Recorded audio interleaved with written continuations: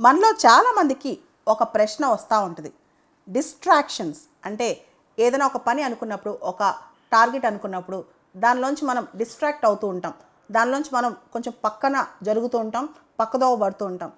ఎప్పుడైతే మనం డిస్ట్రాక్ట్ అవుతున్నామో, అది షార్ట్ టర్మ్ కావచ్చు, లాంగ్ టర్మ్ కావచ్చు, వెంటనే దాన్ని మనం ఐడెంటిఫై చేయాలి. దాన్ని జస్టిఫై చేయకూడదు. ఫస్ట్ దాన్ని తీసేసి మన రెస్పాన్సిబిలిటీ, మన బాధ్యత మనమే తీసుకోవాలి. అప్పుడు డిస్ట్రాక్షన్ రాగానే మనం చేస్తుంది రైటా రాంగా ఐడెంటిఫై చేయండి.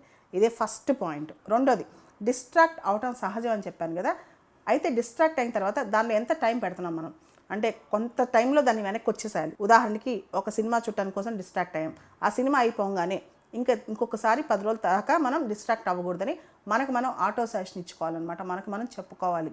తర్వాత పెద్ద పెద్ద కారణాలు, చిన్న చిన్న కారణాలు, ఏ కారణాల వల్లైనా మనం డిస్ట్రాక్ట్ అవుతున్నప్పుడు ఆ కారణాల వల్ల మనం డిస్ట్రాక్ట్ అవుతే మనకు లాభమా నష్టమా, దానివల్ల మన ఫోకస్ మిస్ అవుతున్నామా లేదా, మనలో మనం ఒక్కసారి ఎనలైజ్ చేసుకోవాలన్నమాట. దానివల్ల ఎంత నష్టం జరుగుతుందని. కొన్నిసార్లు మన ప్రమేయం ఉంటే కొన్ని పనులు అవుతాయి. ప్రమేయం ఉన్నా లేకపోయినా ఏది ఆగదు అన్నప్పుడు, అంటే మన ప్రమేయం ఉన్నా లేకపోయినా ఆ ఈవెంట్ జరుగుద్ది, ఆ ఫంక్షన్ జరుగుద్ది, ఆ పెళ్లి జరుగుద్ది, లేదా అవన్నీ జరుగుతాయి అనుకున్నప్పుడు మనం వెళ్ళినా వెళ్ళకపోయినా, మనం డిస్ట్రాక్ట్ అయినా అవ్వకపోయినా దానిలో ఎటువంటి అడ్డంకి లేదన్నప్పుడు మనం కేవలం మన ఎంజాయ్మెంట్ కోసం వెళ్తున్నామని గ్రహించాలన్నమాట.